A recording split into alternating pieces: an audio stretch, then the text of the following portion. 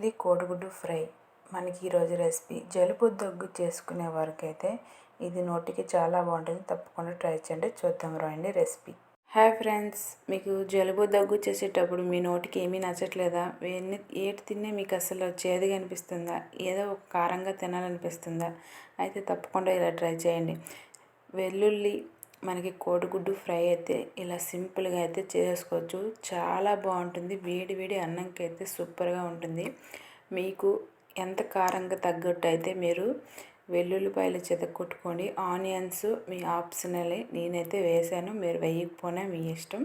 వేస్తే కొంచెం బాగుంటుంది కాబట్టి నేనైతే ఆనియన్స్ కట్ చేసుకున్నాను. తెల్లుల్లి, కొంచెం జీలకర్ర, కొంచెం మిరియాలు అన్నీ మనము చెతక్కొట్టి పట్ట, కొంచెం దాల్చిన చెక్క, అదే మనకి కొంచెం గ్రాము అన్నీ వేసి నేను చితక్కొట్టేసుకున్నాను ముందుగానే. కొంచెం కారం వేసుకొని, మీకు కారంగా తగ్గైతే మీరు కారం మీకు నచ్చినంతైతే వాడుకోవచ్చు. నేనైతే మాకు చిన్నపిల్లలు తింటారు కాబట్టి కొంచెం తక్కువగా వేసాను. మీకైతే మీరు సరిపడా కారం వేసుకోండి. ఆనియన్స్ కూడా నేను ఎక్కువే కట్ చేసుకున్నాను. టేస్ట్ బాగుంటుంది. మీరైతే ఇది ఆప్షనల్ అని వేసుకోకపోయినా అది మీ ఇష్టం. కాకపోతే వేసుకోకుండా కూడా చేస్తారు, అది కూడా బాగుంటుంది. నేనైతే వేసాను.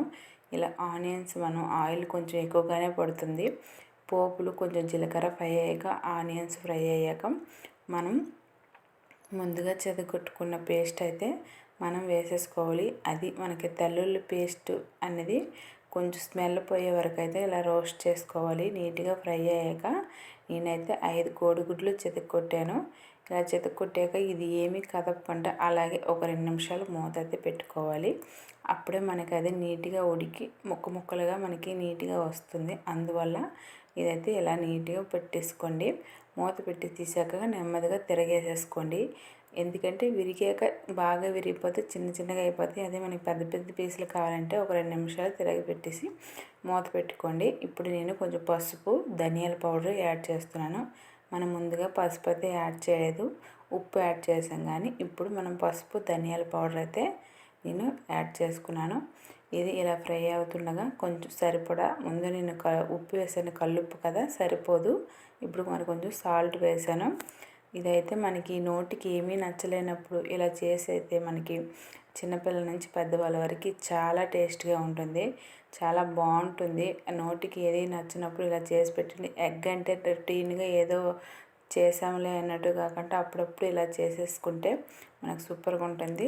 ఫైనల్ టచ్ మనకి చికెన్ మసాలా వేసేసుకొని ఇలా ఫ్రై చేసుకుంటే ఒక 2 నిమిషాలు మూత పెట్టుకుంటే మనకైతే తెల్లుల్లి కోడిగుడ్డు ఫ్రై అయితే రెడీ అయిపోయిందండి. సూపర్ స్మెల్ అయితే వస్తుంది మనకి.